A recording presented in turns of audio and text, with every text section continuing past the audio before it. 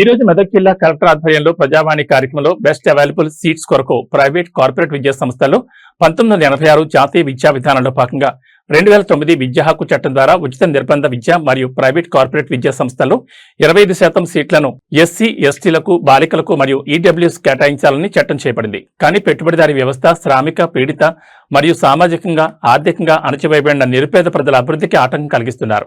పెత్తందారీ అధికార వర్గాలు చాలా వివక్షను చూపిస్తున్నారు. పెత్తందారీ ప్రభుత్వాలు పెట్టుబడిదారులు కలిసి బలహీన వర్గాలను క్రమక్రమంగా రాజ్యాంగం కల్పించిన హక్కులను విధానాలను కూడా లెక్క చేయలేదు.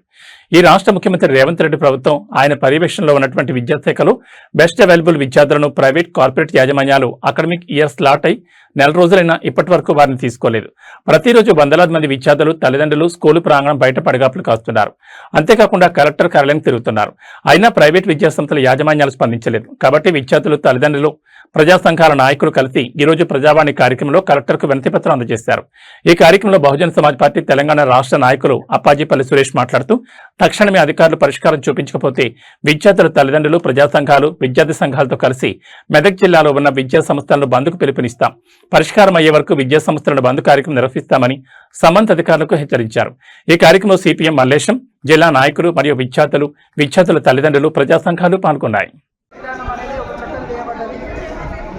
ఆ చట్టంలో భాగంగా 2009 విద్యా హక్కు చట్టం ఉచిత నిర్బంధ విద్య అది 14 సంవత్సరాలకు లోబడినటువంటి పిల్లలు ప్రతి ఒక్కరు విద్యా హక్కు చట్టం ద్వారా వాళ్ళు స్కూల్కి వెళ్ళాలనేది డిసైడ్ చేయబడ్డది. అది పార్లమెంట్లో చట్టం చేయబడ్డది. కానీ ప్రభుత్వాలు అది అసలు చట్టమే లేదన్నట్టు వాళ్ళకి సంబంధమే లేదన్నట్టు వీళ్ళ మీద దయాదాక్షణ ఓన్లీ వీళ్ళ మీద సానుభూతి చూపించే పరిస్థితికి వచ్చింది.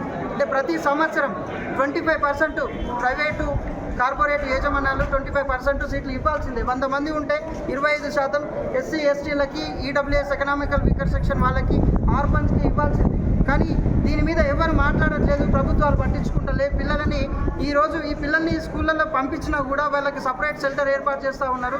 బెస్ట్ అవైలబుల్ స్కూల్ పిల్లలకి సపరేట్ షెల్టర్ వేసి పైన షెల్టర్లు ఏర్పాటు చేసి ట్యూటర్లతో క్లాసులు చెప్పే పరిస్థితి వచ్చింది.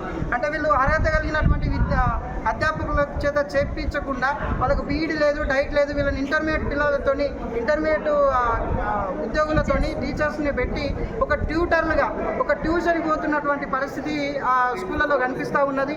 ఈ పేరెంట్స్ మీటింగ్లోకి వెళ్ళిన పేరెంట్స్ని కూడా అవమానకరంగా మాట్లాడుతూ ఉన్నారు. ఏం మాట్లాడుతున్నారంటే మీకు అసలు ఈ స్కూళ్ళలో రానియడం ఎక్కువ, మీకు ఈ పిల్లలకు సీట్లు ఇవ్వడం ఎక్కువ, ఒకవేళ ఇచ్చినా మీకు మీరు ఏం మాట్లాడకుండా వచ్చి ఏడ ఉంటే ఆడ ఉండాలి, వెళ్ళిపోవాలి, మీకు సంబంధం లేదు, మీరు మాట్లాడద్దని నోరు నొక్కే పరిస్థితి చేస్తూ ఉన్నారు. ఈ పిల్లలని స్టార్టింగ్లో అకాడమిక్ ఇయర్ స్టార్ట్ అయిన క్రమంలో అందరినీ కాల్ చేసి పిలిచినట్టుగా ఈ పిల్లల మీద పిలవకుండా వివక్ష చూపిస్తూ ఉన్నారు. వీళ్ళే కాలనీలో అందరూ వెళ్ళిపోయారు, మేము రావాలన్నా సార్ అంటే మేము ఫోన్ చేసినప్పుడే రావాలి అని దురుసుగా మాట్లాడుతూ వాళ్ళను చాలా నెగ్లిజెన్సీ చేస్తూ ఉన్నారు. ఒకవేళ అందరు సీట్లు ఫుల్ అయిన తర్వాత వీళ్ళకి అకామిడేషన్ ఏర్పాటు చేసే క్రమంలో వీళ్ళని టాయిలెట్ల దగ్గర బాత్రూమ్ల దగ్గర వీళ్ళు డోర్ల దగ్గర లాస్ట్ చివరలో పెడతా ఉన్నారు. ఇది వివక్ష కాదా? ఇది రాష్ట్రంలో ఉన్నటువంటి తెలంగాణ రాష్ట్రంలో ఉన్నటువంటి ఎడ్యుకేషన్ మిస్టర్ ముఖ్యమంత్రి గారు, మీరు ఎడ్యుకేషన్ మీరు కష్టపడి చదువుంటే ఈ బాధలు అర్థమయ్యేది. మీరు ఒక కష్టపడి ఒక డిగ్రీ వేసుంటే మీరు అర్థమయ్యేది. షార్ట్కట్లో హార్వర్డ్ యూనివర్సిటీ పోయి ఒక సర్టిఫికేట్ తీసుకున్నంత మాత్రాన ఈ పేదల బాధలు మీకు అర్థం కావు. సో దయచేసి ఒకవేళ మీరు బంద్ చేయాలనుకుంటే మీరు స్కూల్ ఈ పిల్లల్ని అవాయిడ్ చేయాలి, 1 మంత్ నుంచి బయట ఉన్నారు, ఈ పిల్లల్ని మాత్రం దూరం పెట్టాలనుకుంటే మీరు విద్యా సంస్థల్ని బంద్ చేయండి. ఇది ఎప్పటి వరకు అయితే ఈ ప్రాబ్లం సార్ట్ అవుట్ అవుతుందో అప్పటి వరకు ఈ విద్యా సంస్థలను అందరినీ బంద్ చేయండి. ఇప్పుడు కేవలం ఈ పిల్లల్ని మాత్రమే బయటికి పంపించడం అనేది ఇది ఖచ్చితమైనటువంటి వివక్ష మాత్రమే. ఇది బలహీన వర్గాలు ఎస్సీ ఎస్టీల మీద జరుగుతున్నటువంటి దాడి మాత్రమే. ఇది ఖచ్చితంగా ఈరోజు సాయంత్రం కానీ రేపు సాయంత్రం కానీ ఇది సార్ట్ అవుట్ కాకపోతే మెదక్ జిల్లాలో ఉన్నటువంటి అన్ని ప్రైవేటు విద్యా సంస్థలను మేము బంద్ చేయడానికి మేము పూనుకుంటాం. ఖచ్చితంగా దీని మీద పోరాటం చేయాల్సిన అవసరం ఉన్నది. మిస్టర్ రేవంత్ రెడ్డి, మీరు కమిషన్లకు అలవాటు పడ్డారు. ఆల్రెడీ మెదక్ జిల్లాకు సంబంధించిన 1,22,00,000 2వ తారీఖులో శాంక్షన్ చేయబడ్డాయి. ఆల్రెడీ వెల్ఫేర్ డిపార్ట్మెంట్లో ఆల్రెడీ క్రెడిట్ అయి ఉన్నాయి.